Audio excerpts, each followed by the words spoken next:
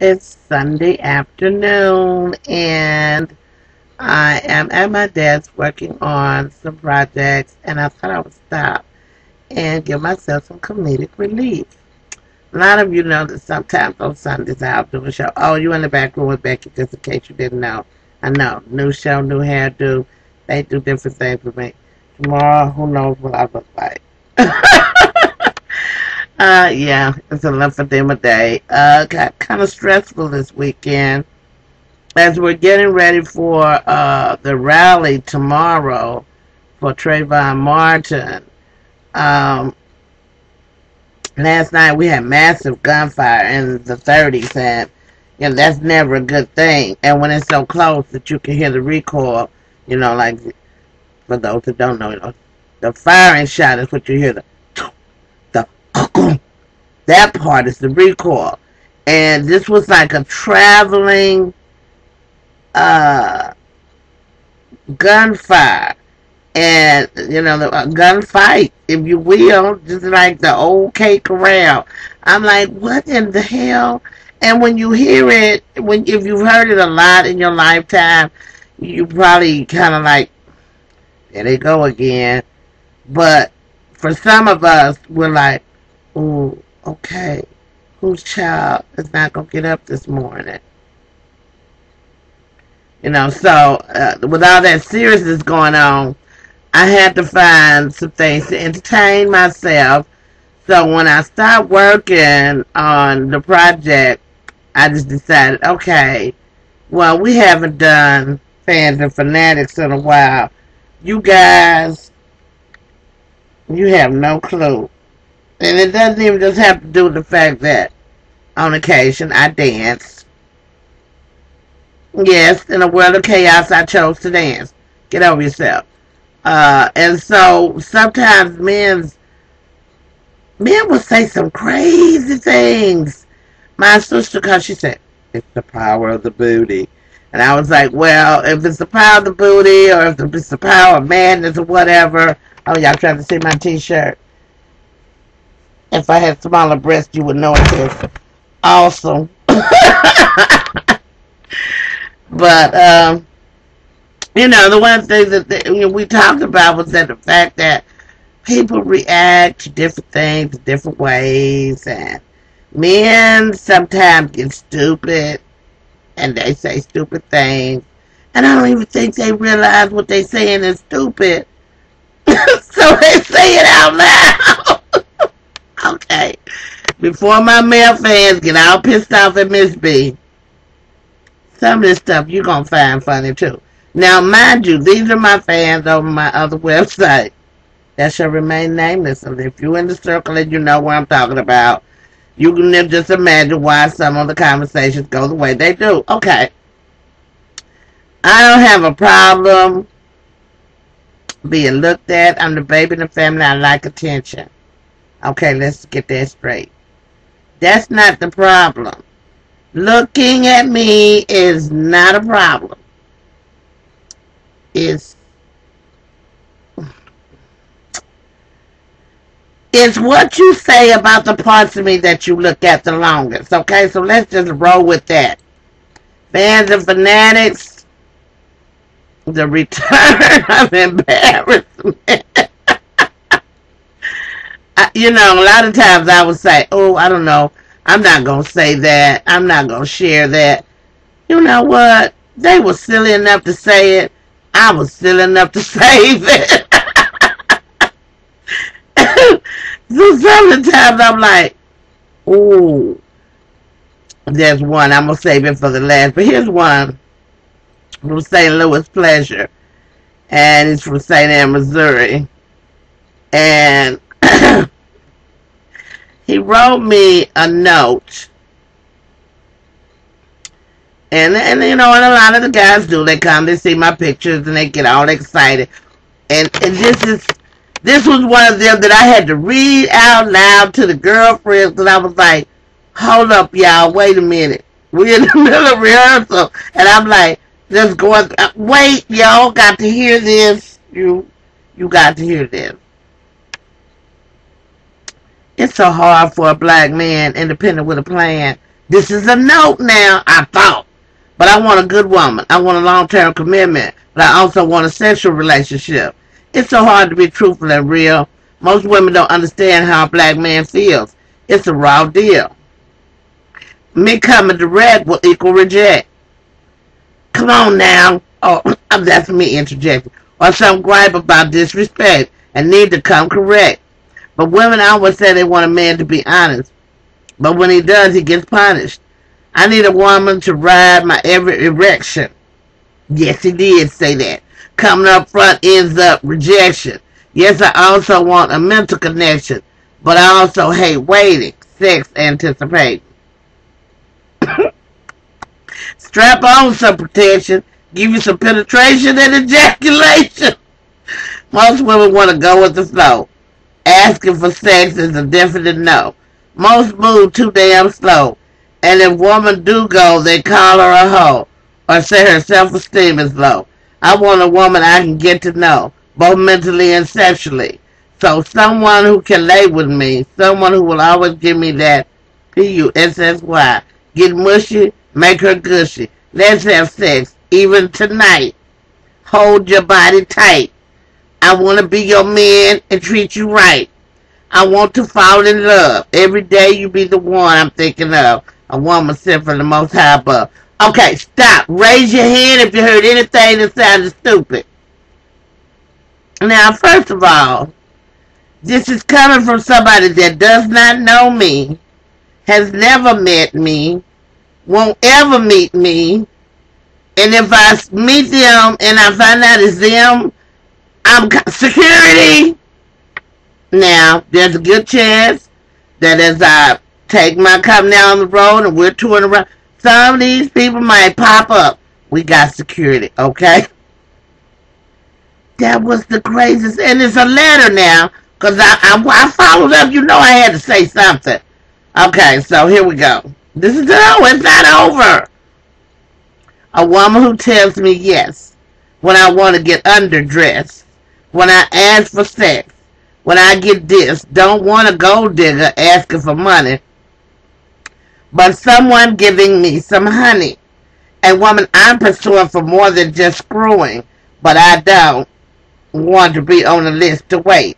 Maybe even have sex on the first date. It's very contradictory, but let's still move on.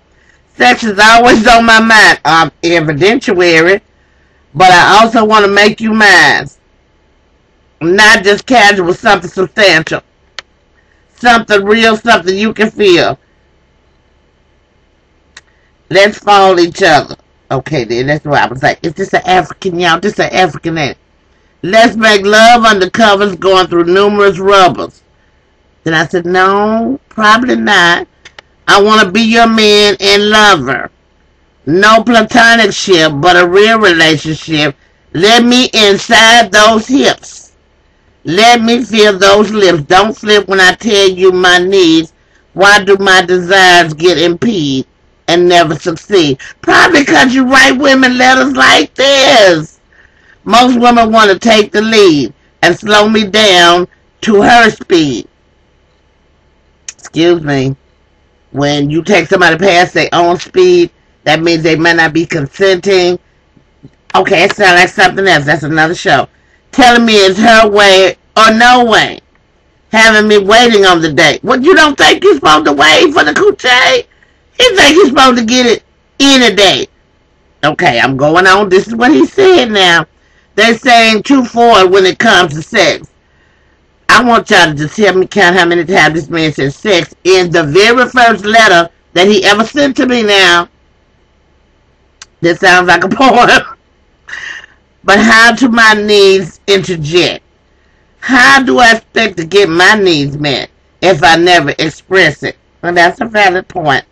But honey, you might want to express it to somebody you've already established a relationship. Ergo, why you probably ain't getting no sex, and you use the word sex. We're going to go back and count them, but let me go on.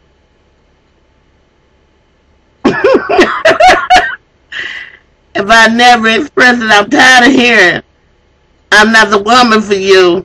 I can't wait for you to be my boo. They say, oh, you a turn off. Good luck on your search.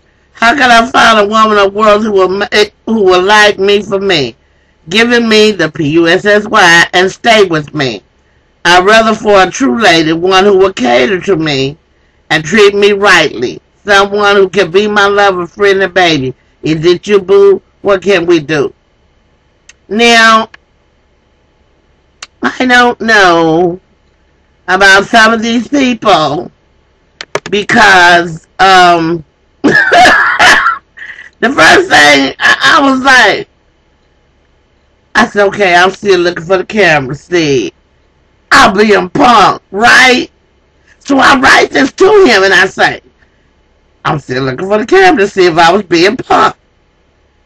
And he says, this let me know that there is something not working in the cerebral cortex. The cerebellum has been damaged and the medulla oblongata is jammed up. Some stuff is bad up there, okay?